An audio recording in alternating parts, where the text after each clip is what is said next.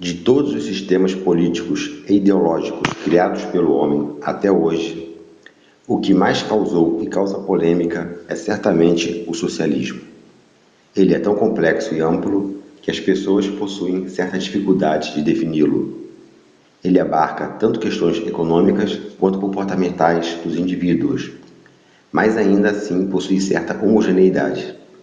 A polêmica aumenta quando ele é colocado diante da sua contraparte, o capitalismo, mas para entender um é preciso conhecer o outro, pois apesar de serem sistemas opostos, ambos possuem uma estranha ligação. Diferentemente do capitalismo, que é basicamente um sistema único, mas que se adapta às circunstâncias e inovações, o socialismo possui tipos diferentes, ele não é único. Iremos ver quais são esses tipos, mas antes iremos pesquisar a história e vermos as origens do socialismo e do capitalismo. Na verdade, ambos têm uma origem única. Em seguida, iremos prosseguir nossa pesquisa através das filosofias e fatos históricos que envolveram e se desenrolaram com tais sistemas até os dias atuais, onde as chamadas esquerdas reivindicam a herança dessa filosofia socialista.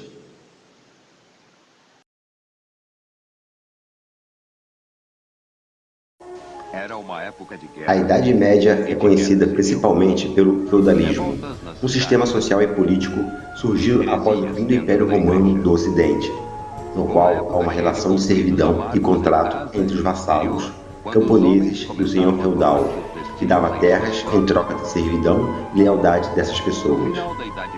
Esse feudalismo sofreu um forte abalo quando a servidão e a renda já não sustentavam mais a crescente expansão da produção de mercadorias, levando ao fim do isolamento dos feudos, originando um mercado unificado dentro do cenário Estado-nação burguês. Surgiram então utopias baseadas na abolição da servidão, no interesse coletivo, mas as revoltas populares com essa bandeira foram liquidadas, tanto as guerras camponesas europeias quanto o Levant da Inglaterra.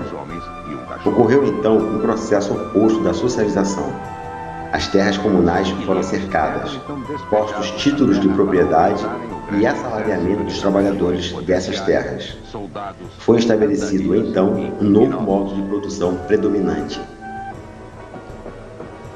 A burguesia surgiu com o renascimento comercial e urbano dos séculos XIII e XIV, a qual buscava sempre o lucro. Nesse contexto histórico, surgem também os banqueiros e cambistas, que manipulavam esse dinheiro em circulação.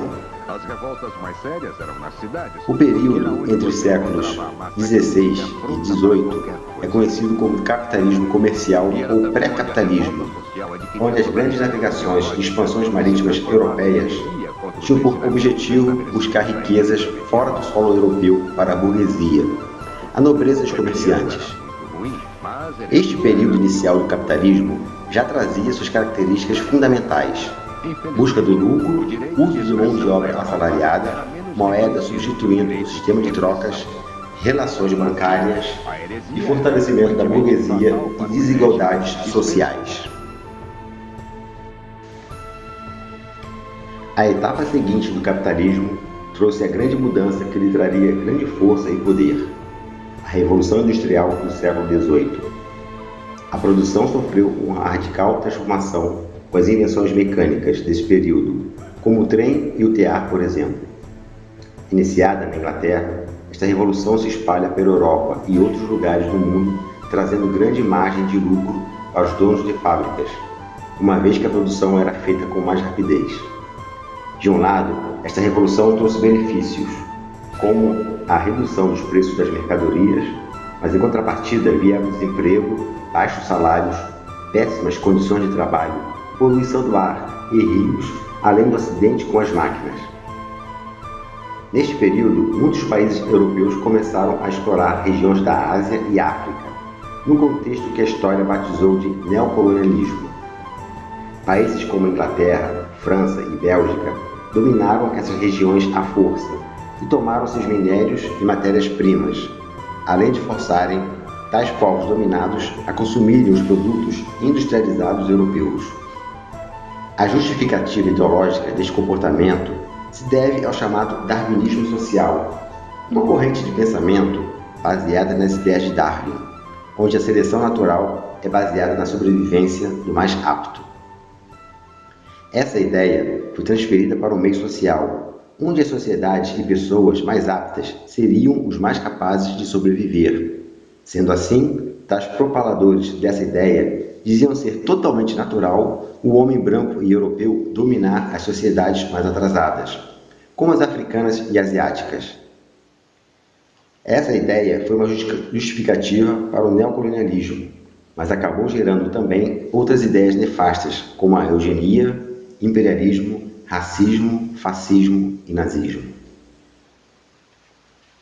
Por fim, veio a fase atual conhecida como capitalismo monopolista financeiro, iniciada no século XX.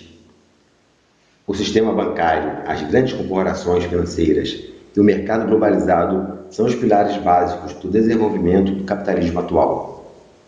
Grande parte do lucro e do capital em circulação passa pelo sistema financeiro, e a globalização permitiu que as multinacionais pudessem vender seus produtos por praticamente o mundo todo.